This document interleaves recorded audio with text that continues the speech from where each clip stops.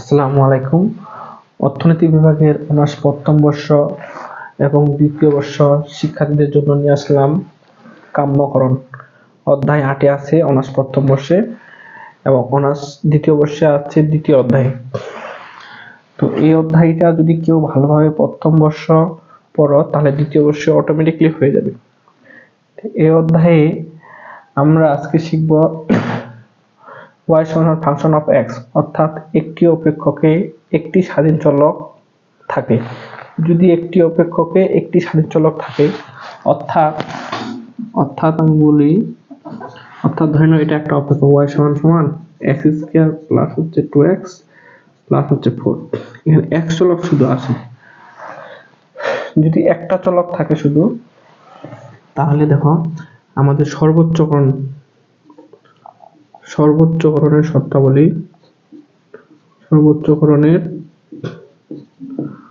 শর্তাবলী হচ্ছে দুটি, যথা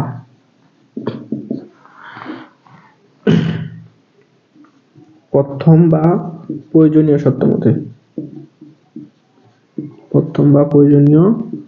শর্ত মতে হচ্ছে কি dy বাই dx সমান হচ্ছে শূন্যের সমান, বা হচ্ছে এরকমও দিতে পারো প্রথম বা প্রয়োজনীয় শর্ত মতে ফাংশন প্রাইম মানে কি, মানে এক চলকের সাপেক্ষে অন্তরণ করে আসবে 0, এভাবেও দিতে পারো। দ্বিতীয় বা পর্যাপ্ত শর্ত হচ্ছে কি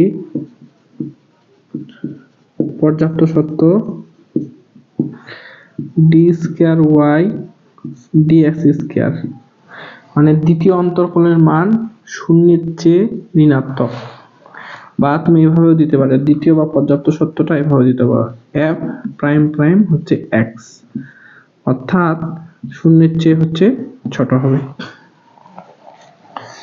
এটা শূন্যের চেয়ে কি হবে, ছোট হবে, ঋণাত্মক, দুইটাই ঋণাত্মক। তাহলে সর্বোচ্চ শর্তাবলী হচ্ছে দুটি, অর্থাৎ প্রথম বা প্রয়োজনীয় শর্ত মতে প্রথম অন্তরকোণ মান শূন্যের সমান, অর্থাৎ dy বাই dx সমান শূন্যের সমান, বা f প্রাইম x সমান শূন্য, মানে x চলকের প্রথম অন্তরকোণ শূন্যের সমান, d square by dx square, মানে x চলকের দ্বিতীয় অন্তরকোণ মান শূন্যের চেয়ে ছোট অর্থাৎ ঋণাত্মক হবে। আর f প্রাইম প্রাইম x হচ্ছে শূন্যের চেয়ে ঋণাত্মক হবে, মানে x চলকের দুইবার অন্তরণ করে এটা অবশ্যই ঋণাত্মক আসলে সর্বোচ্চ শর্তাবলী পালিত হবে। সর্বনিম্নকরণের শর্তাবলী দেখি এবার। সর্বনিম্নকরণের শর্তাবলী দুটি, যথা প্রথম বা প্রয়োজনীয় শর্ত মতে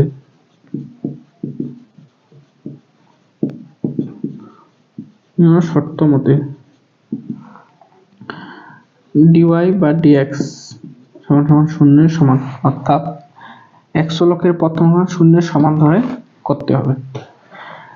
দ্বিতীয় বা হচ্ছে এরকম এটা দিতে পারো, f প্রাইম x সমান হচ্ছে শূন্যের সমান। আর দ্বিতীয় বা পর্যাপ্ত শর্ত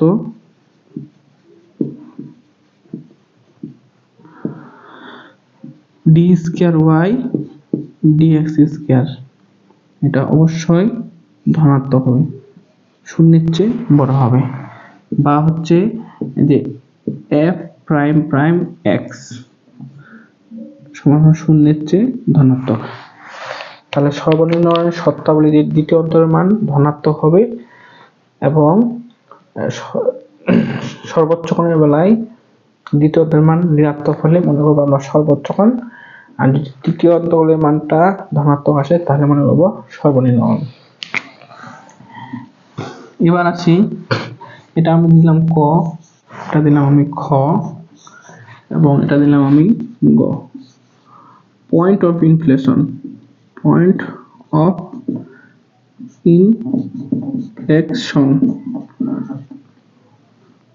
অর্থাৎ অনমনীয় বিন্দুর শর্ত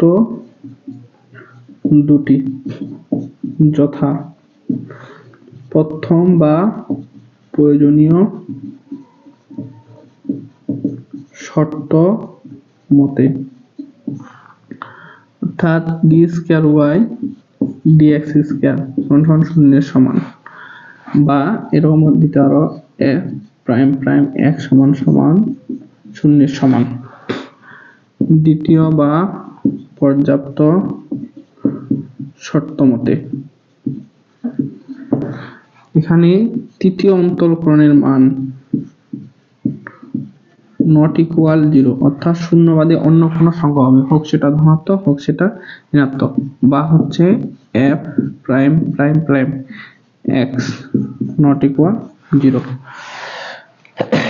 তে আমরা কাম্যকরণের আজকে একটি অপেক্ষকে একটি স্বাধীন চলক থাকলে আমরা শর্তগুলি শিখলাম। সর্বোচ্চ শর্তগুলি হচ্ছে দুটি, অর্থাৎ প্রথম অন্তরকরণের মান শূন্যের সমান, অর্থাৎ এফ প্রাইম এক্স সমান শূন্যের সমান। দ্বিতীয় বা পর্যাপ্ত শর্তে শূন্যের চেয়ে ঋণাত্মক দ্বিতীয় অন্তরের মান।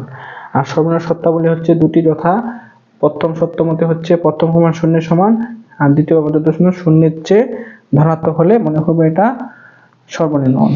আর পয়েন্ট অফ ইনফ্লেকশন মানে হচ্ছে পয়েন্ট অফ ইনফ্লেকশন